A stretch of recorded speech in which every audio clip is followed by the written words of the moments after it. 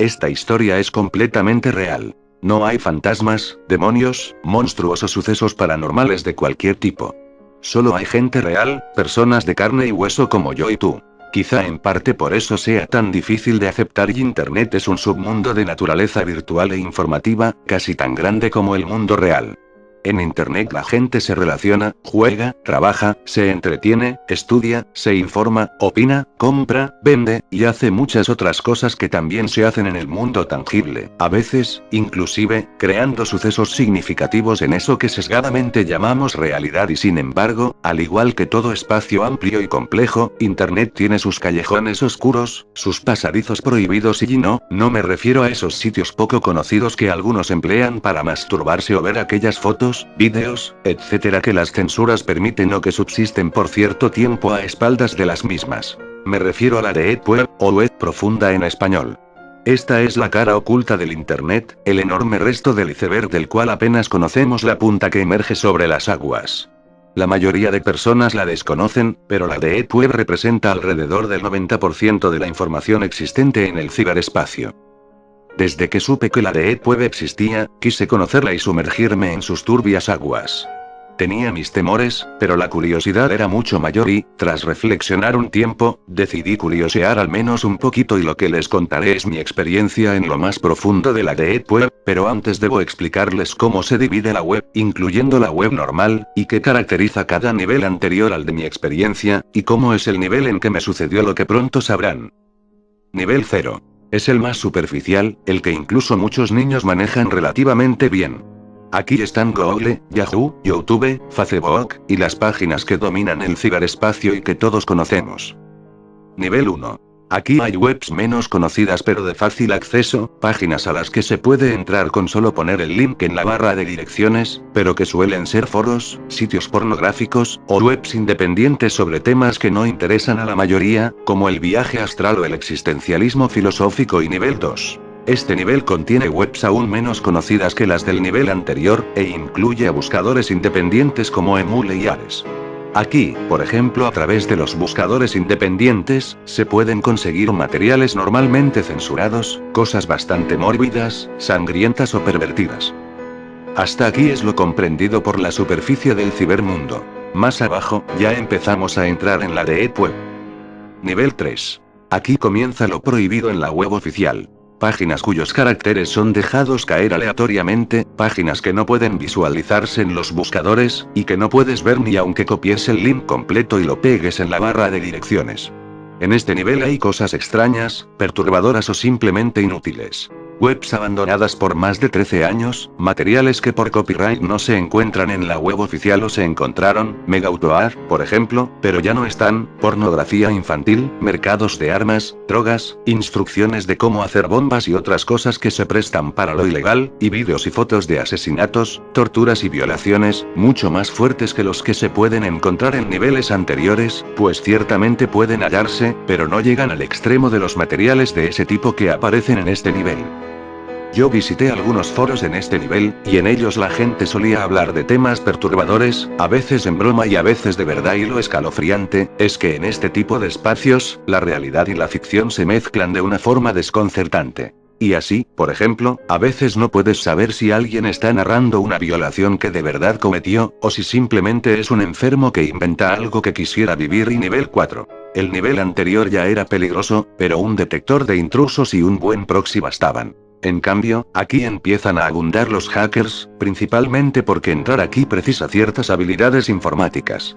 Y no hay que tomarse a la ligera a estos hackers, porque no son los típicos adolescentes que disfrutan infectando computadoras o haciendo caer páginas de poca importancia como los blogs personales. Son sujetos capaces de robar cuentas bancarias, de conseguir datos personales con habilidad de verdadero espía, malversar fondos, etc. Y ya se dijo que en el nivel anterior hay material gore muy fuerte, pero aquí hay snuff en vivo, además de trata de blancas, artículos históricos robados, sicarios, y hasta comercio de órganos humanos. Y en este nivel está la Bitcoin, una moneda virtual súper difícil de conseguir, y con la cual se pagan las cosas de lo que, por decirlo de algún modo, es la versión negra de Mercado Libre.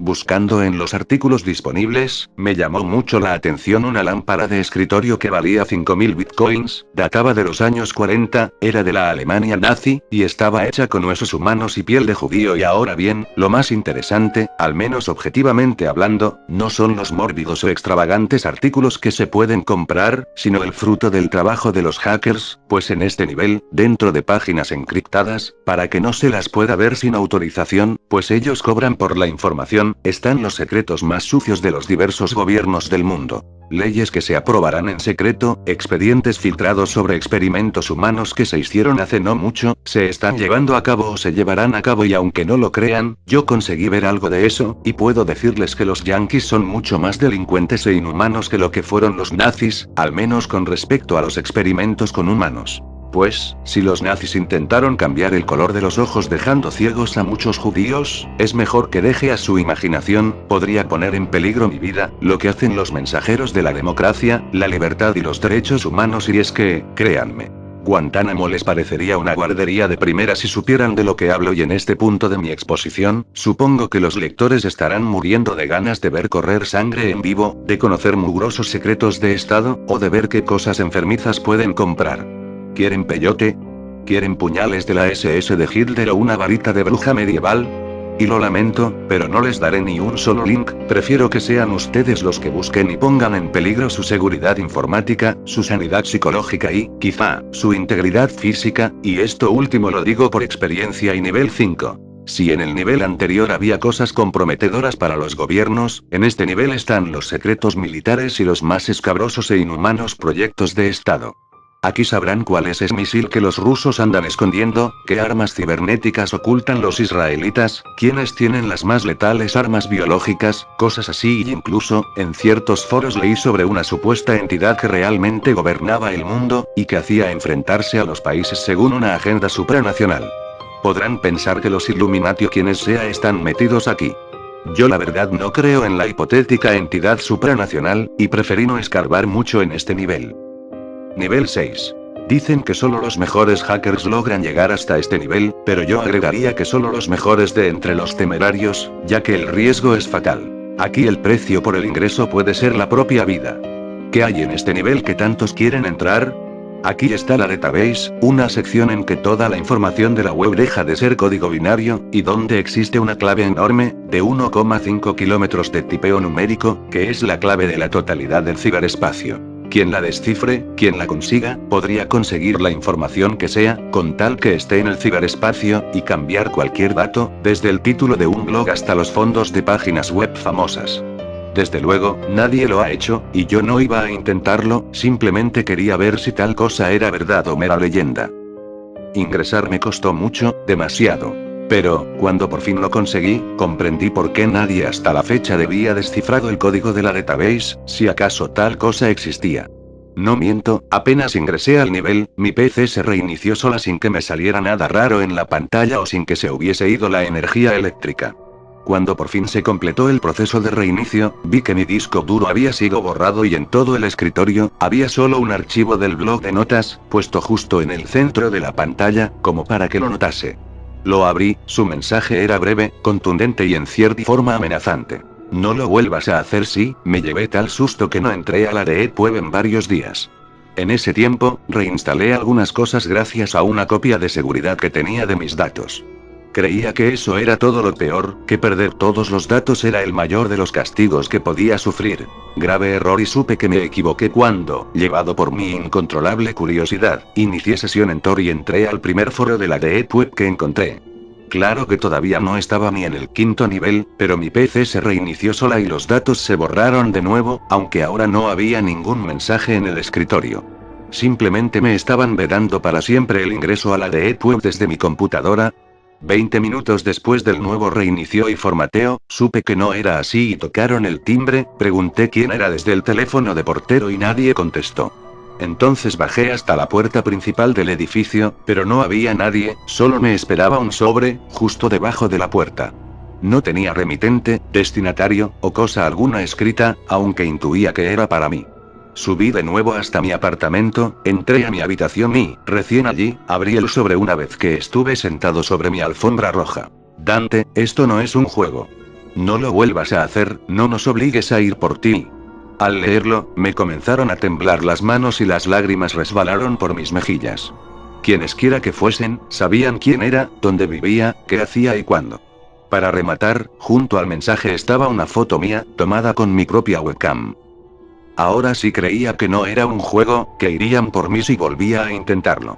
Incluso, estaba tan aterrado que en esa semana pedí en el trabajo que me trasladaran a otra ciudad. Adicionalmente, vendí mi computadora, tras sacarle el disco duro y reducirlo a cenizas. Nunca más volví a entrar a la Deep Web, y creo que jamás volveré a intentarlo, sin importar en qué parte del mundo esté. El destino había sido cruel conmigo, pero eso no quita que haya tenido suerte. Esta es mi historia, ya la conocen. Decidan ahora si todavía quieren entrar a la Deep Web y, si su respuesta es que sí, entonces llénense de proxies y sistemas que los protejan de los hackers, cubran sus webcams con algo o desconéctenlas, y por si acaso, solo por si acaso, vayan dejando el apego que tienen por sus vidas y...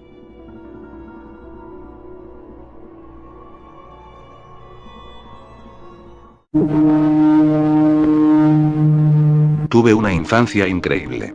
Como la mayoría de los niños que crecieron en los 90, mi programación televisiva consistía principalmente en Bob Esponja, Power Rangers y Transformers. En su mayor parte, no me gustaban los programas para niños como Barney o Mr. Rogers o algo así. Pero el otro día, estaba hablando con mi mamá de cuando era un niño.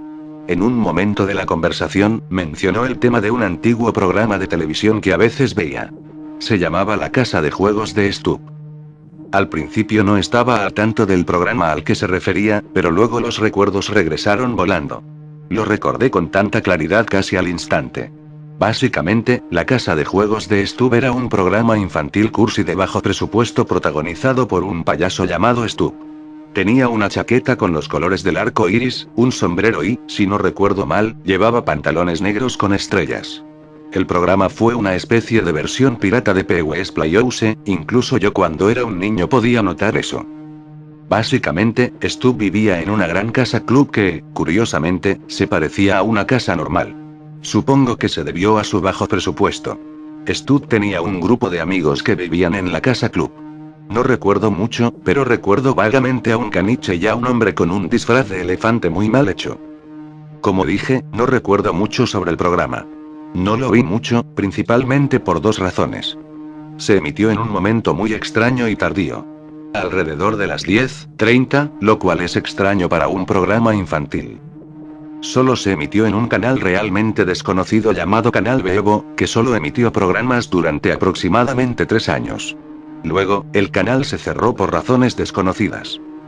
La única otra cosa que recuerdo sobre el programa es que la canción principal fue cantada por una mujer que sonaba como si estuviera medio dormida mientras la cantaba, y la música de fondo se tocó completamente en un xilófono. Aproximadamente en noviembre de 2006, acababa de cumplir 14 años, esto fue unos días después de la conversación con mi madre, y decidí darme un capricho con un pequeño viaje a una librería barata de la ciudad.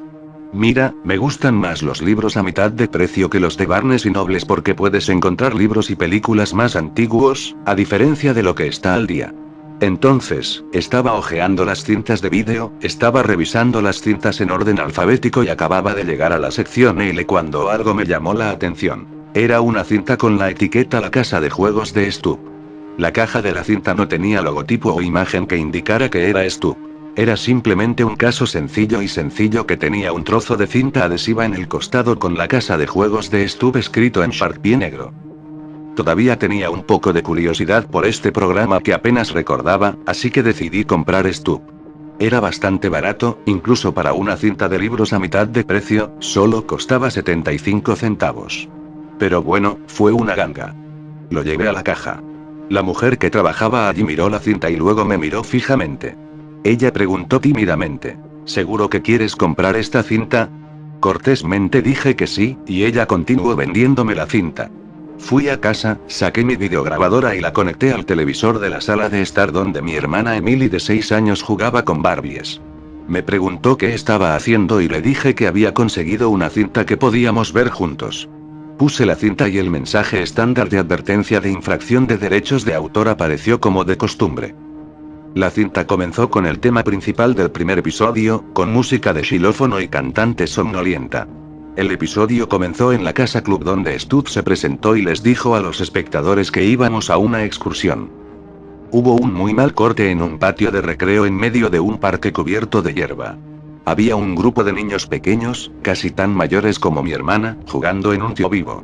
Stud se acercó a ellos y todos corrieron a abrazarlo. Después de eso, Stud miró a la cámara y preguntó si a los niños de la casa también les gustaría jugar. Como se suponía, Emily dijo, sí. Y Stud respondió, bien. Entonces ven al patio de recreo y juega conmigo. Emily me preguntó si podía ir al patio de recreo con Stud, pero le dije que esto estaba filmado. Sin embargo, vi algo interesante por el rabillo del ojo. Tenemos un patio de juegos en nuestro vecindario, como a una cuadra de nuestra casa, pero lo suficientemente cerca como para que podamos verlo desde la ventana de nuestra sala. Me tomó un segundo hacer la conexión, pero me di cuenta de que el patio de juegos en el vídeo era el mismo que el de nuestro vecindario. Entonces me di cuenta aún más. Los mismos niños del programa estaban jugando en nuestro patio de recreo en este momento. Llevaban la misma ropa que en el vídeo y realizaban exactamente las mismas acciones, casi como si el vídeo estuviera siendo filmado en vivo. Entonces noté algo que me perturbó mucho. En el vídeo, uno de los niños sostenía la mano de Stud, y cuando miré por la ventana, ese mismo niño estaba haciendo un movimiento como si estuviera sosteniendo la mano de alguien, pero no había nadie allí. Me quedé impactado. Inmediatamente expulsé la cinta, para gran tristeza de Emily, ya que estaba comenzando a encariñarse con el programa. Tomé la cinta y la tiré a la basura. Pensé que había terminado con Stud, pero estaba equivocado. Al día siguiente, cuando mi mamá recogió a Emily del jardín de infancia, Emily me dijo que Stud había estado siguiendo su auto conduciendo una camioneta negra. Dijo que miró por la ventana trasera y vio a Stud al volante de la camioneta. Me dijo que se lo había dicho a mamá, pero mamá no vio ningún automóvil ni camioneta en absoluto en su espejo retrovisor. Emily me dijo que estaba confundida y algo preocupada. Le dije que no se preocupara y que intentara relajarse y dejar que un adulto manejara la situación. Esa noche, fui en contra de mi mejor juicio y decidí sacar la cinta de la basura y ver el episodio 2. Comenzó el tema musical, pero algo andaba mal. El xilófono estaba muy distorsionado y la voz de la mujer era mucho más profunda y un poco desordenada también. El título volvió a aparecer y los colores eran más apagados, estando compuestos por tonos de marrón y gris, en lugar del habitual rojo brillante y amarillo. Decidí descartarlo como una cinta en mal estado y seguí mirando.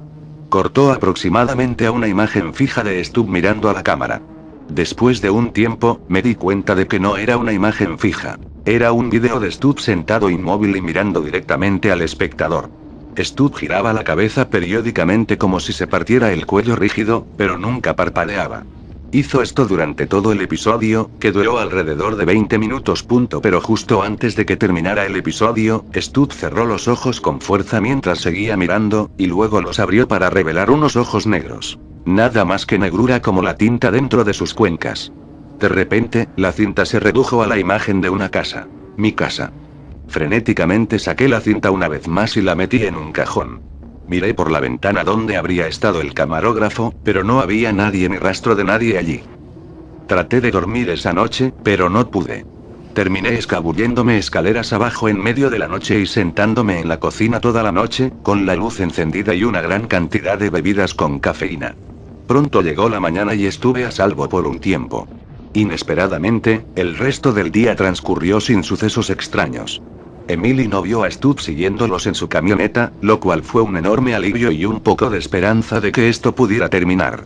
Pero esa noche, me desperté en lo que podría describirse como sonambulismo consciente, lo que significa que me levanté en medio de la noche e hice algo mientras estaba completamente consciente, pero todavía me sentía atraído por un impulso. Inconscientemente tomé la cinta del cajón y la volví a colocar en el VCR. Me senté en el sofá y de repente desperté de mi sueño. Noté que estaba en el sofá, a punto de ver la cinta. Quería sacar la cinta y volver arriba, pero un extraño impulso o fuerza me dijo que necesitaba ver el episodio final, el episodio 3. La apertura comenzó, y esta vez, fue totalmente diferente. El xilófono había sido reemplazado por un fuerte golpe y la voz ahora se había convertido en una voz profunda con un sonido demoníaco, cantando letras en un idioma que no podía entender. Apareció el título, y la tarjeta de título parecía haber sido cortada por las garras de un animal grande. Cuando comenzó el episodio, Stu estaba sentado en una mesa con algunos niños. Les preguntó a los niños si querían jugar a un juego y ellos dijeron que sí con entusiasmo. Stu buscó debajo de la mesa y reveló un gran cuchillo de trinchar. Le pidió a uno de los niños que pusiera su brazo sobre la mesa. Una niña lo hizo y Stu preguntó: «Dime cómo se siente». Luego comenzó a cortar lentamente una fina capa de carne del brazo de la niña, como si estuviera pelando una papa. La sangre inmediatamente comenzó a fluir y la habitación se llenó con los sonidos de los gritos de la niña. Los otros niños no corrieron. Solo miraban, con calma, como si realmente quisieran ver el resto. Le preguntó a la niña: «¿No se siente feliz?». Stu continuó cortando capa tras capa de carne del brazo de la niña, hasta que golpeó el hueso. La chica estaba llorando como un avancé en este punto, y yo estaba en absoluto shock. Sentí que vomitaría violentamente en cualquier momento. El brazo de la niña estaba empapado en sangre, que se había derramado sobre la mesa y había creado un charco sobre la mesa. Stu se echó a reír de una manera feliz, como un payaso, y el vídeo terminó. Sin embargo, luego pasó a otro vídeo. Era un vídeo de la habitación de Emily, ahora mismo. Ella estaba profundamente dormida. De pie sobre su cama y mirándola estaba Stu. De repente, miró a la cámara, con ojos negros como la tinta en las órbitas.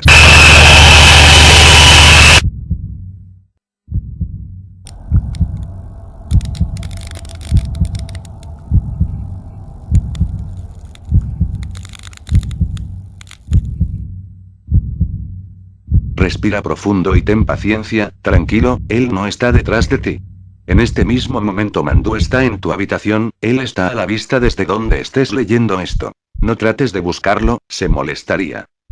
Mandu es el ser que trata de hacerte daño en tus pesadillas más terroríficas, por lo tanto es recomendable que trates de despertarte lo más rápido que puedas en una de ellas. También Mandu es el espíritu de las personas a las que alguna vez les hiciste daño, por lo que Mandu buscará venganza.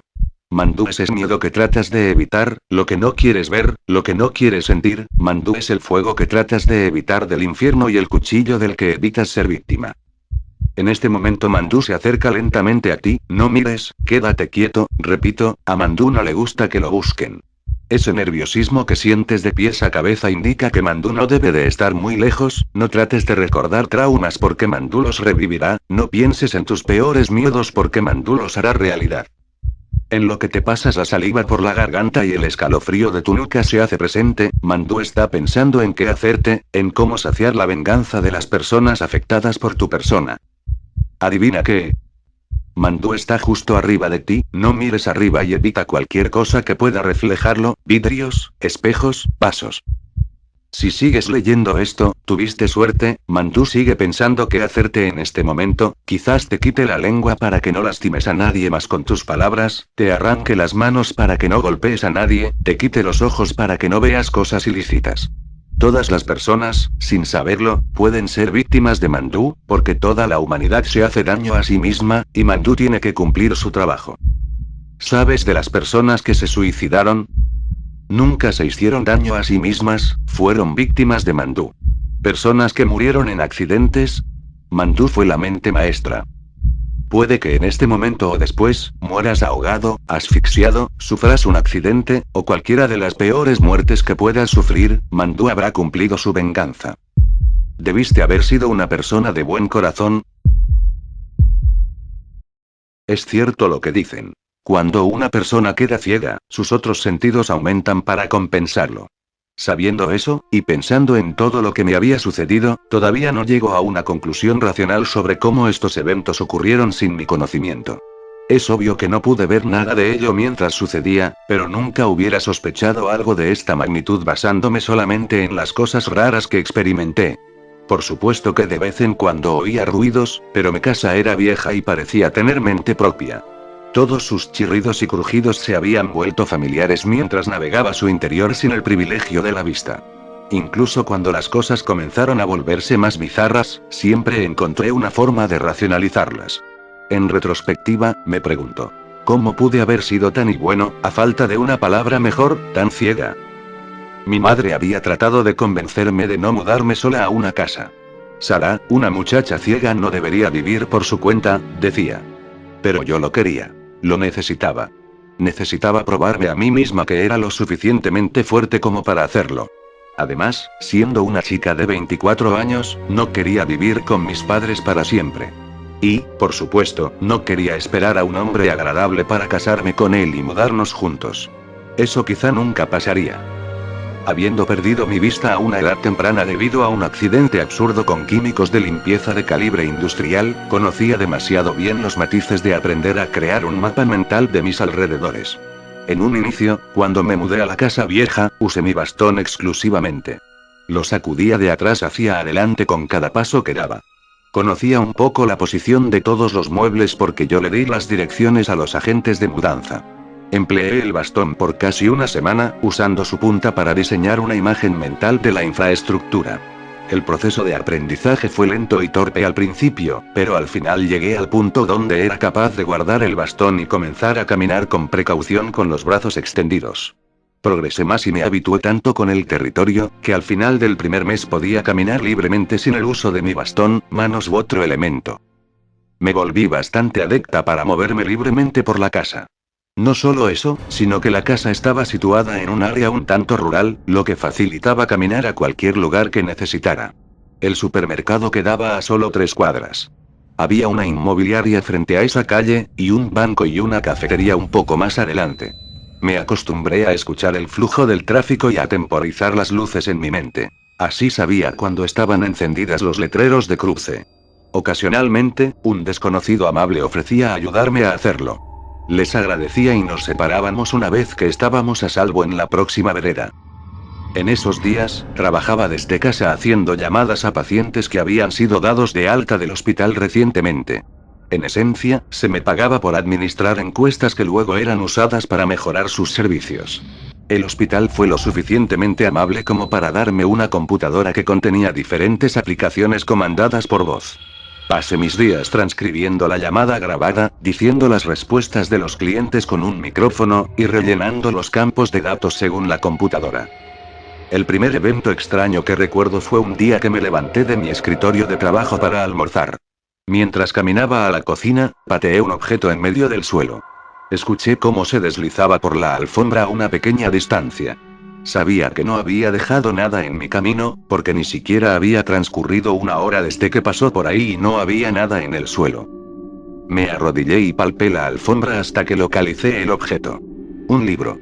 Palpando el título en braille, reconocí que era un libro de parques nacionales que tenía en mi mesa de café a 5 metros de distancia.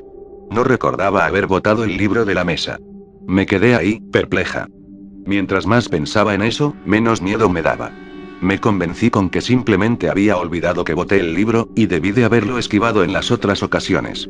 Regresé el libro a su lugar en la mesa y fui a preparar mi almuerzo. Esa noche, mientras me recostaba en la cama, escuché un sonido que vino de la cocina. Casi era ocultado por los sonidos usuales de los chirridos y crujidos de la casa, pero definitivamente lo oí, así de débil como fue. Era un muy leve zumbido.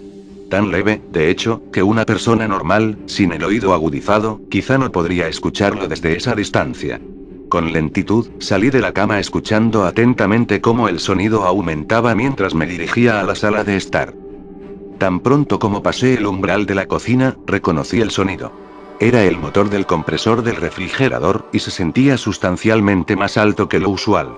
Me acerqué al aparato y noté que la puerta estaba abierta. La cerré y el zumbido volvió a un volumen normal. ¿Qué? ¿La dejé abierta? Me pregunté con un susurro. Quizá no la cerré del todo la última vez que traté, pensé. Volví a la cama, pero me costó dormirme. Mi mente curioseaba y se preguntaba cómo pude haberme olvidado del libro caído y de la puerta abierta del refrigerador. La mañana siguiente, decidí desayunar en Espresso Express, la pequeña cafetería en la carretera. Servían un café excelente, pero también podías pedir una media luna con jamón y queso que estaba para morirse. Eso fue todo lo que bastó para ducharme, vestirme y abandonar la seguridad de la casa para caer en un zumbido de tráfico, bocinas sonando y gente caminando en las veredas. En esa mañana, un desconocido me ayudó guiándome en la calle justo frente a la cafetería. Gracias. Dije mientras soltaban mi brazo, pero no hubo respuesta. Él o ella se perdió en el remolino de gente en sus celulares y entre conversaciones que se hacían audibles conforme pasaban frente y detrás de mí. El sonido ahogado de la bocina de una bicicleta me alarmó, y sentí la ráfaga residual cuando el conductor me esquivó. Entré a la cafetería con un ambiente mucho más sereno y disfruté mi desayuno favorito en una mesa cerca de la ventana de cristal, bañada en la luz del sol que resplandecía sobre mí. Tras la jornada de trabajo por la tarde, cerré la computadora y fui a prepararme la cena a las 6:30 p.m. Con el pasar de los años, había aprendido a ser sumamente cuidadosa con el horno caliente y los mecheros. Una vez coloqué por accidente un plato de plástico directamente sobre un quemador que aún seguía caliente, resultando en una nube de vapores nocivos que duraron días. Tuve suerte de que se consumió y el daño no fue peor. Luego de eso, compré un pequeño extintor que mantenía en la encimera junto al horno. En esa noche particular, cociné mi cena sin ningún peligro de incendio. Sin embargo, hubo contrariedades. Mientras procedía a hacer la cena, descubrí que las latas que necesitaba para la receta no estaban en la alacena. Siempre dejaba mis latas en lugares muy específicos para saber cuál era cuál. No recordaba haber gastado lo que necesitaba, pero aparentemente lo había hecho. Así que opté por hacer una cazuela. Me senté en la mesa de la cocina disfrutando la comida simple que había hecho. La televisión estaba encendida en el fondo, llenándome con las noticias de hoy. Terminé la primera porción en mi plato y me acerqué a la cazuela para servirme más. Raspé dentro de la cacerola, y los sonidos del metal en la cerámica hicieron eco en la cocina. Estaba vacía. No puedo creerlo. No pude habérmelo comido todo, dije incrédulamente. Los pensamientos corrían por mi cabeza en un intento por racionalizar el asunto. ¿Había preparado menos de lo que en realidad pensaba? ¿Lo había botado sobre la mesa mientras me servía? En busca de la comida perdida, puse la palma de mi mano en la mesa y la moví por el área. Mientras lo hacía, se escuchó un movimiento distinto frente a mí. Me quedé con la boca abierta y mis latidos aumentaron de inmediato. Sentí la sangre pulsando en mi cuello. Ese sonido no fue tan leve como los otros que había oído. Era evidente. Una emoción repentina de algo enfrente de mí. Continué escuchando, pero todo lo que podía oír era el pronóstico del tiempo en la televisión. De repente, me inundaba el sentimiento de que no estaba sola en la cocina. ¿Quién está ahí?, pregunté, esperando que no hubiera respuesta. Silencio. Sentí un cambio en la presión del aire, como si algo se hubiera movido detrás de mí seguido por el crujido del suelo. Me congelé. Algo se frotó contra mi cabello, tan suave como una pluma. Retrocedí y solté un chillido. Salí disparada de mi silla, corrí a la esquina de la cocina y me volteé para estar frente al interior del cuarto. ¿Quién eres?, reiteré. No hubo una respuesta. Para ese momento, estaba respirando pesadamente, casi hiperventilando. Mi pecho y mi garganta radiaban calor mientras mi corazón latía veloz, dándome la sensación de una ingestión aguda. Pensé que quizá vomitaría. Con sigilo, fui hasta la entrada cerca de la sala de estar. Me paré ahí por lo que pareció una eternidad esperando escuchar algo, cualquier cosa que explicara la circunstancia. Al final, me moví hasta el baño por el pasillo y cerré la puerta detrás de mí. Me tomó una hora calmarme. Mientras estaba encerrada en el baño, peleaba con mis pensamientos. Razonaba conmigo misma. No quería admitir que mi madre tenía razón, pero quizá no debería estar viviendo sola. Parecía estarme afectando.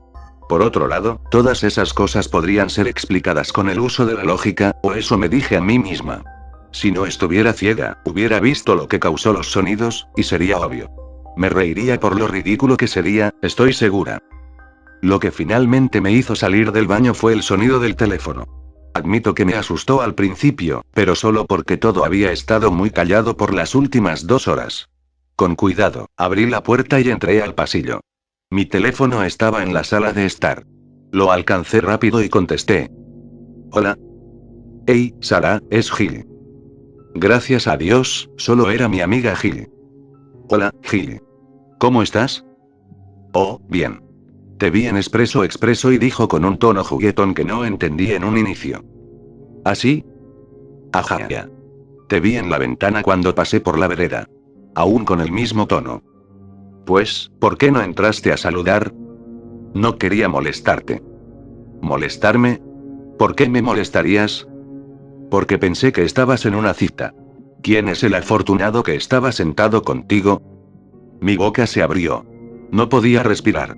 No podía formular palabras. Sara. Llamó Gil. ¿Estás bien? Solté el teléfono. Aún podía escuchar la voz ahogada de Gil pese a que estuviera contra la alfombra. Frenéticamente, caminé por la casa con mis brazos extendidos. ¿Quién eres? Le grité a la casa. ¿Qué quieres? Estaba aterrorizada, pero también enojada. Me sentía violada. No quería encontrarme con quien quiera que fuera, pero no podía seguir escondiéndome en mi propia casa. Pasé horas revisando cada metro cuadrado de la propiedad y no encontré nada. Al final, me fui a la cama y pude calmarme, pero no me dormí hasta entrada la madrugada. Un sonido de traqueteo de luz me despertó poco después, aún en las horas oscuras de la madrugada. No estaba segura de si era real o si había soñado el sonido. Mientras estaba por levantarme, noté que las sábanas a mi lado estaban abiertas. Estiré mi brazo derecho hacia el espacio vacío a mi lado. Se sentía caliente, como si alguien se hubiera acostado conmigo. Los eventos del día anterior infestaron de nuevo mi memoria. Mis ojos, sin vista, se llenaron de lágrimas mientras empezaba a cuestionar mi propia cordura. Frustrada, salí de la cama. Me puse ropa vieja y fui hasta la puerta con la intención de salir de la casa, sin estar segura de a dónde planeaba ir. Quizá a la casa de Gil. Ella vivía bastante cerca. Quise llevar mi bastón, como siempre que salía afuera. Busqué en la casa apresurada sin recordar en dónde lo había dejado. Casi siempre lo dejaba contra la pared en la puerta, pero no estaba ahí. Palpé todos los muros perimetrales, sintiéndome desesperada por el bastón. Cuando me acerqué a la cocina, aún no había encontrado a mi ayudante para caminar, pero hice un descubrimiento de naturaleza asombrosa. Una hendidura vertical en la pared, apenas detectable, que no había conocido antes. Usé todos mis dedos para trazar la grieta hasta la cima y por el otro lado. Era una puerta diseñada perfectamente para coincidir con la pared. Eché mi peso contra el panel y sentí cómo se abría un poco por la parte derecha. Hice presión en ese lado tanto como pude, logrando abrir el panel. Se abrió hacia la izquierda. Mi quijada se aflojó por el asombro y mi pulso se aceleró. Un cuarto escondido justo en el centro de mi casa. Cómo hubiera deseado tener mi visión en ese momento. Afronté un territorio completamente inexplorado dentro de mi propia casa, con la posibilidad de que alguien más estuviera ahí conmigo. Entré lentamente, brazos extendidos. Descubrí una superficie plana a mi derecha, la de una mesa. Pasé mis manos por ella. Encima de la mesa pude descubrir varias latas de comida sin abrir. No tenía duda de que esas eran las que estuve buscando. La mesa también contenía cubiertos y un abrelatas que desapareció hace semanas. El pulso de mi corazón incrementó aún más y las palmas de mis manos comenzaron a sudar. Caminé hasta tocar una pared anexada al comedor. Encontré un agujero pequeño a la altura de mis ojos. El sudor comenzó a acumularse en mi frente. Encontré otro agujero similar en la pared adyacente, anexada al baño. Las lágrimas empezaron a formarse en mis ojos. Pude encontrar 2 agujeros más en las paredes restantes que limitaban con la cocina y el dormitorio. Caí de rodillas bajo un horror e incredulidad absolutos. ¿Desde hace cuánto esa persona me había estado mirando? ¿Cómo no pude haberme dado cuenta? Mis manos estaban en el suelo frente a mí y sentí algo suave. Investigué con la yema de mis dedos, era como un edredón o una bolsa de dormir. Al final había una almohada. Para ese punto no solo estaba aterrorizada sin explicación, también estaba furiosa. ¿Cómo se atrevía a espiarme a través de mis propias paredes? Sabía que tenía que escapar de la casa inmediatamente y llegar a un lugar seguro, con o sin mi bastón. Decidí ir a la casa de Gil. Llamaríamos a la policía desde ahí. Volví hasta la puerta escondida. Mis brazos barrían el área frente a mí con pánico. En vez de una puerta abierta, mis manos encontraron el torso caliente de un humano, un hombre, parado en silencio en la entrada. Tomó mis brazos y me sacó del cuarto escondido. Peleamos en la cocina. Lo pateé y grité tanto como pude en sus oídos. Pude librar un brazo y lo usé para tomar el extintor que sabía que estaría cerca del horno. Trató de empujarme, pero mis dedos alcanzaron la boquilla. Lo tiré hacia él, sintiendo cómo el cilindro de metal se conectaba con la parte trasera de su cráneo. Soltó mi otro brazo y presioné el gatillo en su dirección, envolviéndolo en una nube de espuma blanca. Corrí al lavadero donde sabía que estaba mi única ventaja, la caja de fusibles. Encontré la caja y bajé cada palanca que encontré, eliminando toda la electricidad de la casa.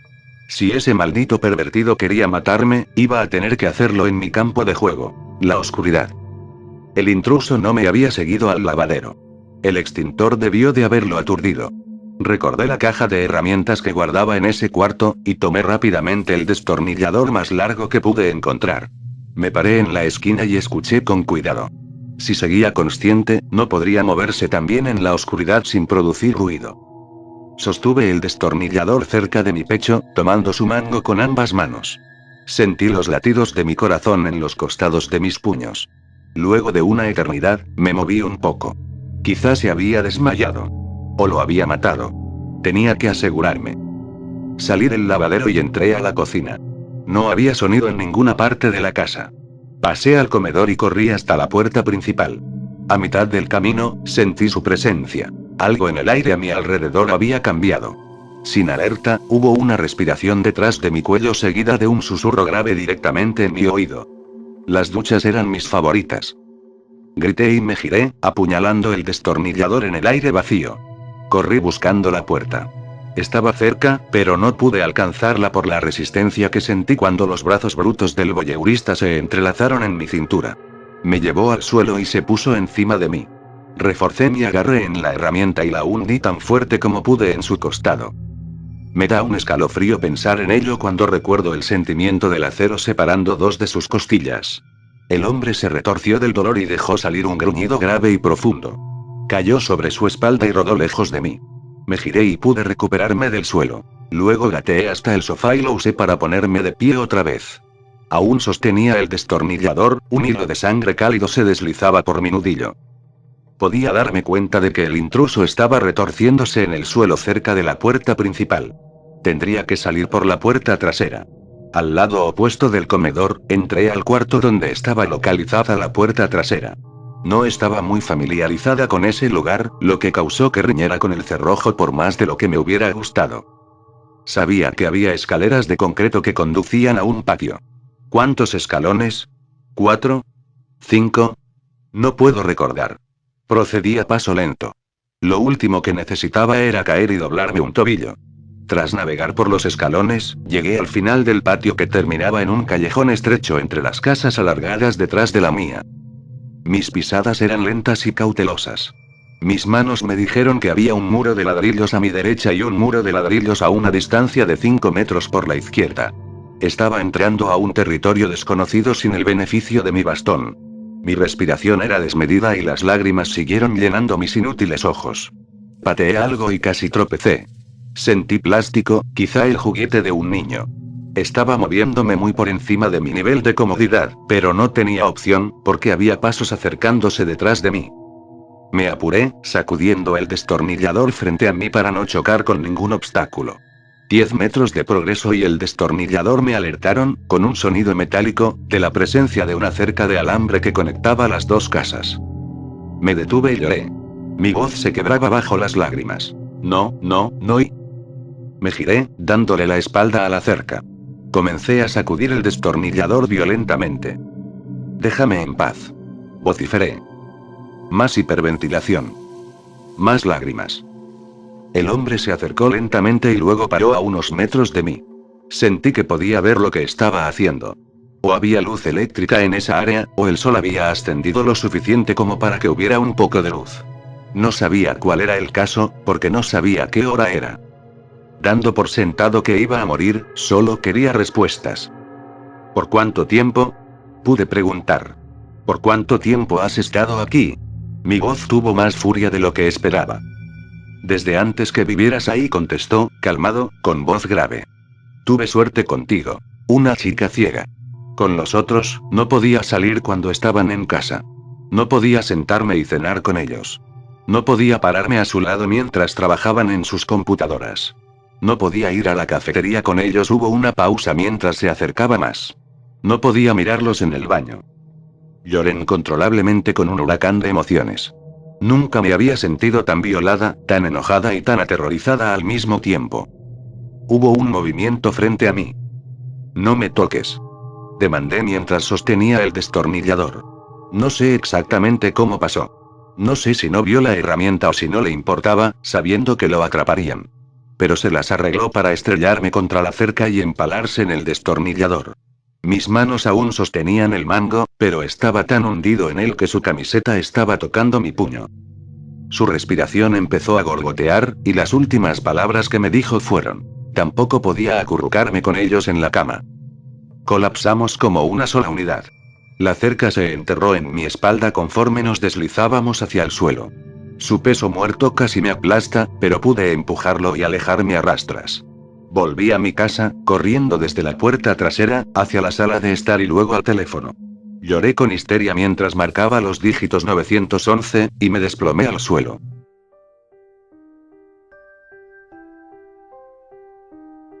No estoy loco.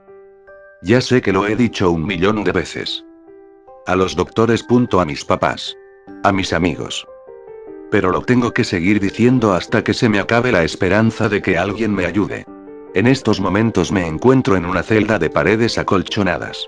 Todo es del mismo color verde claro. La cama y sus sábanas, la puerta. No hay más muebles. Para ir al baño tengo que llamar a la enfermera. Muy por encima de mi cabeza hay una ventanita por la que entra la luz del sol y algunos ruidos de la calle.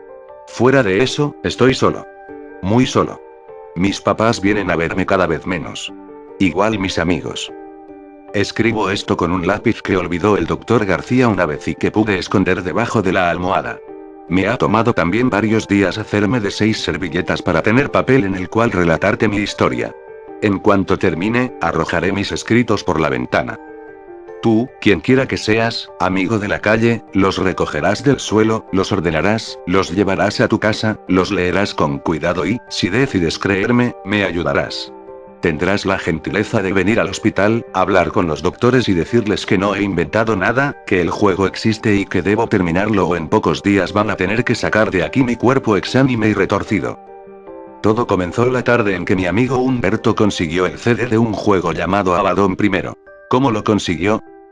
Todavía es un misterio para mí. Dice que venía entre unos DVDs piratas que compró su hermana, aunque el disco del juego era original. Lo único cierto es que, en cuanto lo jugué por primera vez, mi vida cambió para siempre. Gerardo, tienes que venir a ver esto, dijo la voz de Humberto al teléfono. ¿Qué es? Un juego nuevo. Está y no te lo puedo ni explicar. Estoy haciendo la tarea de geografía. O me dices de qué se trata o no voy. Pues no vengas. Ojalá le hubiera hecho caso. Ojalá hubiera preferido terminar mi tarea. Después de varios minutos de intentar concentrarme, acabé por rendirme. Agarré una chamarra y salí para su casa cruzando la calle. ¿De qué se trata? Le pregunté en cuanto me senté frente a la computadora a su lado. No necesitó ni siquiera darme explicaciones. Lo que vi me puso los cabellos de punta. Fin de la primera servilleta. En el monitor de su computadora estaba nuestra calle, toda en llamas. La reproducción de las casas, los coches, los jardines, era exacta. Cientos de demonios negros volaban por encima de la destrucción. Había varios muertos sobre el pavimento. Incluso pude reconocer a algunos vecinos nuestros entre ellos. Pero ¿y cómo lo oí? Intenté preguntar. Ni yo sé qué pasa. Humberto se esforzaba por acabar con los demonios utilizando la barra espaciadora. Movía su rifle a la izquierda y a la derecha, avanzaba con las flechitas del teclado, disparaba rayos azules. Los demonios caían, sí, pero muchos otros seguían apareciendo en el cielo. Eran como gárgolas furiosas. Seguía a Humberto a través de la realidad virtual hasta que abandonó nuestra calle. Siguió matando demonios frente a la esquina. Entonces se abrieron las nubes y apareció un nuevo diablo, uno rojo y enorme. Este es el mero malo de este nivel. Me dijo, está bien difícil echárselo. Vi a Humberto pelear con él hasta que se le acabaron las vidas y apareció el letrerito. Game over. No sé. Nada más puse mi nombre y mi fecha de nacimiento. Me cedió el teclado. Llevé el puntero del mouse hasta el botón que decía juego nuevo. Entonces, efectivamente, aparecieron 3 casillas. Nombre, apellido paterno, apellido materno. Puse todo en mayúsculas y luego apreté el botón siguiente. Me preguntó entonces mi fecha de nacimiento. La ingresé y se puso a pensar un rato. Luego, apareció la barrita de loading y por fin salió, sobre una hoja que pretendía ser como de pergamino, una descripción en letra garigoleada. Gerardo Medina Palacios, mexicano, Colonia Narvarte. Libra con ascendente en Piscis 4698, 131, guau. Exclamé, de pelos. No, y espérate. Dale Enter. Apareció el típico rollo de la licencia. Que si uno acepta que no va a copiar el programa y todo eso. Aprieta que si aceptas, me urgió Humberto. Y así lo hice. Al instante dio inicio el juego. Lo increíble es que la figura de acción estaba parada justo enfrente de la puerta de mi casa. De veras que está de pelos. Apareció un diablo volando por encima de mí y le disparé. Luego otro. Y otro. Lo mejor era sentir que eras verdaderamente tú el que tenía que matarlos a todos. Entonces en la pantalla apareció nuestra vecinita Lily, por la calle, en su bicicleta. Un diablo se le echó encima y yo lo maté. Pero luego fue otro y otro hasta que no pude con todos. Pobrecita Lily, calcinada a media calle. La verdad no duré mucho. Como en 5 minutos acabaron conmigo, pero el juego estaba buenísimo. Aparecieron los mejores puntajes del día. Humberto Gómez Fernández 4604, 7 en los primeros lugares. Gerardo Medina Palacios 4698, 131 hasta el final. ¿Qué son esos números que pone enfrente de nuestro nombre? No sé. Los ha de inventar. Yo creo que es como el Google Earth, que te deja ver tu casa desde el espacio, ¿no? Sí. Yo creo que utilizan ese mapa para hacer una copia de todas las calles del mundo. ¿A poco no está súper de pelos? Las manos me sudaban. Era, por mucho, el mejor juego que había jugado en toda mi vida. Humberto se dio cuenta de lo que me pasaba por la cabeza. El examen de mate, dijo de pronto. ¿Qué? Que ya te hice una copia. Pero te cuesta el examen de mate. ¿Me vas a dejar copiarme? Es un trato. Al salir de su casa, una sola cosa me llamó la atención. En la calle estaba Lily sobre su bicicleta. Me hizo sentir escalofrío. Estaba en el mismo lugar en el que, dentro del juego, la habían atacado los demonios y convertido en cenizas. Me dio gusto verla viva y jugando. Fin de la segunda servilleta. Inserté de inmediato el disco en mi computadora. Y aunque el juego me preguntó mis datos otra vez, no me salió el rollo de la licencia. De todos modos, no le di importancia a ese detalle. Estuve como hasta las 12 de la noche jugando. Todavía no podía creer lo bueno que estaba. Me había pasado por todos los lugares de la colonia. Incluso me metí a nuestra escuela y desde ahí disparé contra los diablos. Cuando aparecía el diablo rojo por entre las nubes lo enfrentaba, sí, pero siempre perdía. Gerardo. No me digas que sigues jugando. Fue el grito de mi mamá que consiguió que por fin apagara la máquina y me fuera a la cama. Al otro día, después de clases, volví a jugar. Y así lo hice todos los días hasta el fin de semana. El problema era que no podía matar al diablo rojo con nada. Ni siquiera encerrándome todo el sábado y el domingo pude hacerlo. Por eso empecé a sospechar que el juego no tenía más que un nivel. Se lo dije a Humberto el siguiente lunes en la escuela. Ya no lo estoy jugando. Ya me aburrió, me dijo. Además, me he estado sintiendo mal del estómago y me marea la computadora. Me sentí decepcionado. No era un juego cualquiera y Humberto era mi único cómplice. Tendría que seguir por mi cuenta. No obstante, sí le pedía ayuda en algo. Préstame el disco original. ¿Para qué? Dijo, apretándose el estómago y mirando hacia los lados con angustia. Parecía que algo en el ambiente le causaba temor. Quiero buscar información en internet. Es que no logro vencer al diablo y ya me desesperé. Llevo una semana entera jugando y no avanzo. En la tarde fui a su casa por el disco. Mi amigo estaba verdaderamente mal, tenía fiebre y la mirada extraviada. Deberías ir al doctor, le dije. Ya me llevó mi mamá. Pero el doctor dice que se me tiene que pasar pronto porque no tengo nada. Me dio el disco y lo dejé solo. La verdad es que no había mucho en qué fijarse. Decía Abaddon primero hasta arriba. Tenebra en la parte inferior. Y una secuencia de letras y números en medio. 4QRTPP. Ninguna empresa responsable ni nada. Comencé a sentir que algo había de malo en todo eso. Primero busqué en internet Abaddon primero. Me salieron muchos resultados de un grupo de rock que así se llamaba. Abaddon. Luego, información de Abaddon, que es el jefe de los demonios de la séptima jerarquía, mejor conocido como el Exterminador. Pero el juego, nada. Luego puse Tenebra y solo me enteré de que es algo que usan para hacer juegos de acción en primera persona, o sea, esos juegos en los que ves la pantalla como si fueras tú el que estás adentro. Como última opción, puse las letras y números. Menos. El buscador no arrojó ninguna página.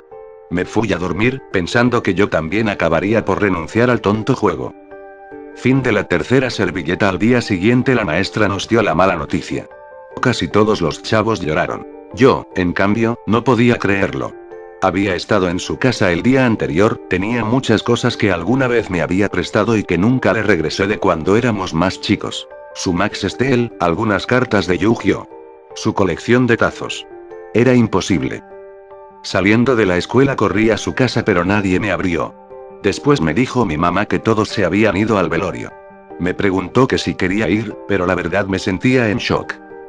Preferí negarme y ella comprendió. Para distraerme me puse a jugar el juego que tanto habíamos disfrutado juntos, pero a la larga, fue peor. Seguía sin poder matar al diablo y me puse más triste. Entonces, se me ocurrió poner en el buscador del internet todo junto. Abaddon primero Tenebrae 4 QRTPP. Me arrojó un solo resultado. Una página en Rumanía, lo supe porque tenía al final RU, que contenía una sola línea blanca sobre fondo negro. Una dirección de correo electrónico. No pude más. Luego entré a mi correo y le escribí a esa persona. Lo hice en inglés por miedo a que, en español, no me entendiera. Fue muy corto mi correo y want information of Abaddon primero. En ese momento me asomé a la ventana. Los papás de Humberto volvían ya a su casa. Los dos estaban vestidos de negro y llorando. Me sentí horriblemente mal. Yo no sabía que un chavo de 13 años se pudiera morir de un simple dolor de panza. Cuando volví a la máquina, todavía no había respuesta del correo. Me puse a jugar otros juegos, uno de carreras y coches y el de Civilization. A los 3 días volví a jugar el Abaddon. Hasta entonces me di cuenta de un horrible detalle. Fue como a la 4ª vez que comencé el juego. En la ventana del cuarto de Humberto, en la casa de la realidad virtual de la computadora, se veía la cara de un muchacho. Un muchacho triste que no me quitaba la vista de encima. Estuve contemplando tan espantosa imagen hasta que uno de los diablos me atacó con su fuego y caí. En cuanto apareció el letrero de Game Over cerré el juego. El corazón me latía a 1000 por hora. Entonces, al cerrarse la ventana de Abaddon, apareció detrás el mensajito de que tenía varios correos pendientes. Quise distraerme con mis nuevos mensajes pero me fue imposible. Entre 2 correos de 2 chavos de la escuela, estaba uno que venía de una cuenta de Rumanía. Le di un clic con la mano temblorosa. Ya no se trataba solo de entender el juego, de cómo vencer al diablo mayor y eso, ahora también debía comprender lo que había visto en la computadora y que me había dejado helado. La información está en el crucifijo. Eso era todo lo que decía el mensaje, en español. No comprendí qué significaba. No había crucifijos en el juego. A menos que yo hubiera menospreciado el programa desde el principio y fuera, en realidad, uno tipo Adventure y no solo de acción, probablemente había que hacer más exploración, había que resolver algún acertijo, había que interactuar más con otros personajes. Tomé la decisión de entrar de nuevo y hacer lo único que me parecía sensato: correr hasta la iglesia de la colonia. Trate de no contraatacar a los demonios. Preferí huir de ellos. Sin embargo, al acercarme a la iglesia, era constantemente rechazado por ella, como si un campo de fuerza la rodeara. Esperé a ser consumido por el fuego sin que se me ocurriera nada de nuevo. Apagué la computadora y fui a la ventana de mi cuarto. Desde ahí observé la ventana de la habitación de Humberto, pasando la calle. Las cortinas estaban quietas. Su cama se veía todavía tendida. Me fui a dormir. Pero durante toda esa semana tuve horribles pesadillas. Y cuando despertaba de ellas, no podía evitar correr a la ventana y mirar hacia el otro lado de la calle. Estaba seguro de que me iba a encontrar con los ojos de un muchacho triste con el que en otro tiempo jugaba al fútbol y a las maquinitas. Fin de la 4ª servilleta. A los pocos días mis papás se dieron cuenta de que yo no estaba bien. ¿Qué es eso de Regnat Abaddon?, me preguntó una noche mi mamá después de merendar. ¿Por qué?, le pregunté, temeroso. Ni yo sabía qué significaba. Porque ya van varias veces que lo gritas en los sueños, hijo. ¿Viste alguna película que te impresionó? ¿O es por lo de Humberto? No supe ni qué contestarle. Pero sí me di cuenta de que no podía seguir así. Fui a mi cuarto y rompí el disco original. Luego, hice lo mismo con mi copia. Y cuando estaba a punto de desinstalar el juego de mi computadora, comprendí. Inicié entonces el juego. No pude evitar mirar hacia la casa de mi amigo en la pantalla. Su rostro parecía querer decirme algo a la distancia, pero se veía que le resultaba imposible. Al instante, los diablos comenzaron su ataque. E hice lo único que sabía que nunca había hecho antes. Abrir la puerta a mis espaldas y entrar a mi casa. Me dio miedo. Todo en el interior de mi casa era idéntico a como era en la vida real. Incluso estaba oscuro. Así que caminé por el pasillo y subí por las escaleras. Pude ver de reojo, a través de la puerta de mi habitación, que alguien jugaba con la computadora. Como te imaginarás, preferí no entrar. Y yo, en la vida real, también preferí no mirar hacia la puerta. Luego, dentro del juego, fui al único crucifijo que hay en la casa. Uno que está en el cuarto de mis papás. Ahí, frente a él, se me develó el secreto. Letras azules brillantes flotaban frente a él. El primer número es la distancia de la oscuridad al día del contrato. El segundo número es la distancia del día del contrato a la oscuridad. Al vencer a Abaddon se vuelve a la prórroga inicial. Eso era todo lo que decía.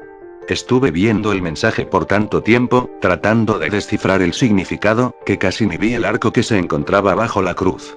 Un arco luminoso y azul con una sola saeta. Supe que con esa flecha podría vencer a Abaddon. Miré el reloj de la computadora. Pasaban de las 12 de la noche.